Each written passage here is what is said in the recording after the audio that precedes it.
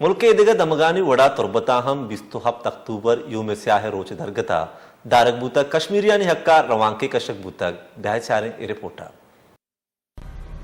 ملک بھر کی طرح تربت میں بھی 27 اکتوبر کا دن یوم سیاہ کے طور پر منایا گیا اور کشمیریوں سے اظہار یکجہتی کے لیے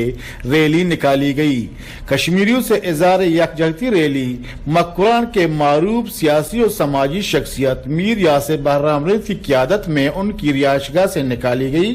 ریلی ایئرپورٹ روڈ سے ہوتا ہوا کمشنری روڈ پر پہنچا، جہاں پر ریلی کے شرکاء نے کشمیریوں کے حق میں اور بھارت کے خلاف شدید نعرے بازی کی۔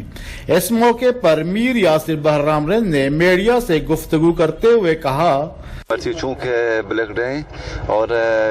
کشمیر سو کا انڈیا بس زیادی کرنی ظلم کرنی اسی دہشت گردی ہمیں اندازہ انتہا تک سرویتا کہ ہمیشہ مشی مسلمت پہ کرنی واسطہ کم میں انڈیا تو کم کے زانک شعوری مودی واسطے نا یہ کشمیر ایلو بیدا بروتے بہتر ہیں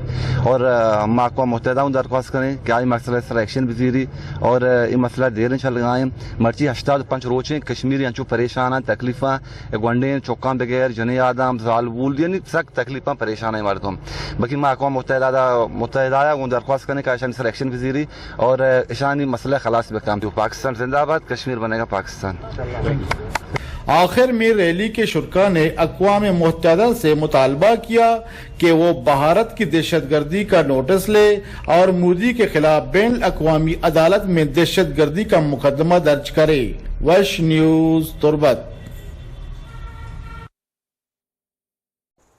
Subscribe now and press the bell icon. Never miss an update.